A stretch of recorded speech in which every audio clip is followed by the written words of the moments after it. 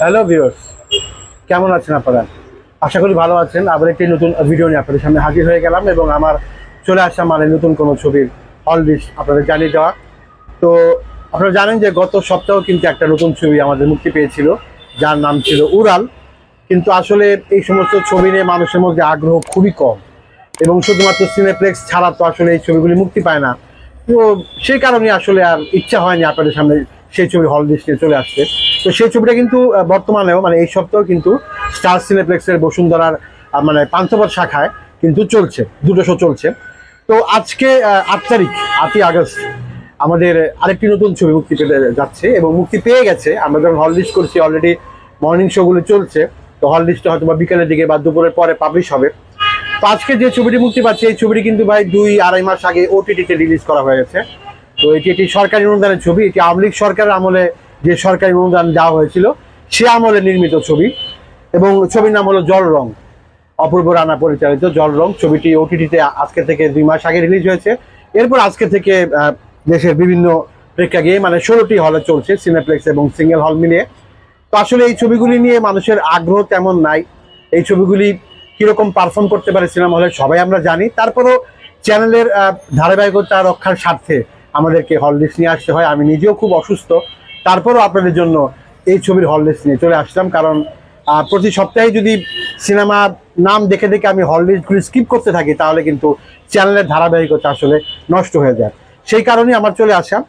তো জল রং ছবিটির ট্রেলার 2 দিন আগে মুক্তি পেয়েছে। আপনারা যারা সোশ্যাল মিডিয়া ফলো করেন তারা দেখে নিয়েছেন, আর যারা সোশ্যাল মিডিয়াতে তেমন একটা ফলো টলো করেন না তাদের পক্ষে এটা জানা সম্ভব হয়নি এবং অনেকে জানেনও না আসলে জল রং নামের ছবি আজকে রিলিজ পেয়েছে। এটা আমার মনে হয় 60% সিনেমা প্রেমী জানেনই না, এটি হলো আসল সত্য কথা।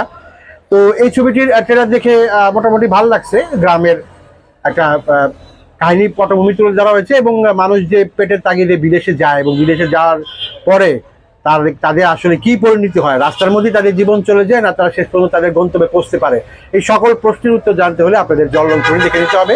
এই ছবিতে বিভিন্ন চরিত্র অভিনয় করেছেন সাইমন সাদিক নায়ক, আছেন উষ্ণা হক নতুন নবাগত অভিনেত্রী, আছেন রাশেদ মামুন অপু, আছেন এলিনা শাম্মী এবং শহীদুজ্জামান সেলিম।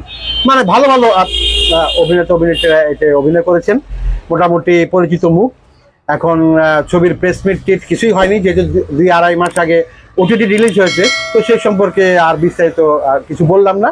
তো সরাসরি ওই 16টা হল লিস্টের নামে আমি চলে যাব। তার আগে ছোট্ট করে বলবেন, যারা আমাদের চ্যানেলটি সাবস্ক্রাইব করে আছেন এবং পেজটি ফলো দিয়ে আছেন তাদেরকে অসংখ্য অসংখ্য ধন্যবাদ। যারা করেননি তারা আমার এই ভিডিও দেখতে দেখতে অবশ্যই ইউটিউব থেকে চ্যানেলটি সাবস্ক্রাইব করবেন, পাশে থাকা বেল আইকনটি ক্লিক করে দিবেন এবং পেজটি অবশ্যই ফলো করতে ভুলবেন না। চলুন চলে যাই সরাসরি হল লিস্টে। Blockbuster cinema Jamuna Future Park, এখানে প্রায় সব ছবি মুক্তি পায়।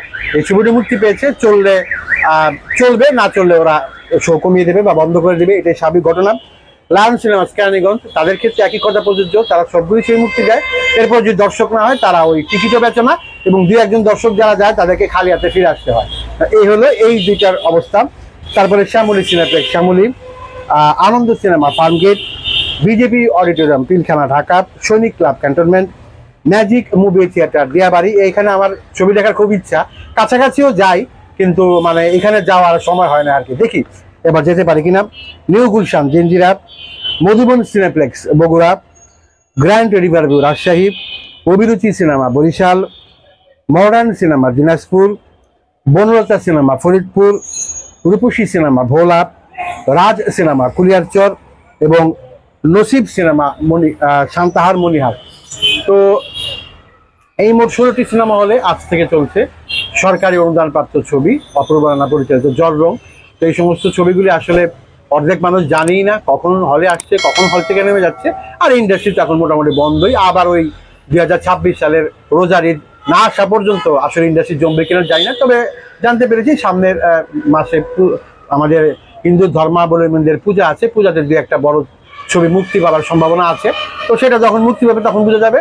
তো আজকের মধ্যে আপনাদের কাছ থেকে বিদায় নিচ্ছি। সবাই ভালো থাকবেন, সুস্থ থাকবেন, একটু সেফলি চলাচল করবেন, কারণ দেশের আইন শৃঙ্খলা পরিস্থিতি মোটেও ভালো নয়। বিশেষ করে রাত্রেবেলা এবং যারা মহিলারা আছেন তারা বাইরে একটু সাবধানে চলাচল করবেন এবং বিনোদনের জন্য এবং বিনোদনের সকল খবরাখবর পেতে সবসময় পাশে রাখবেন আমাদের চ্যানেল আজকের বিনোদন নিউজ। ধন্যবাদ সবাইকে।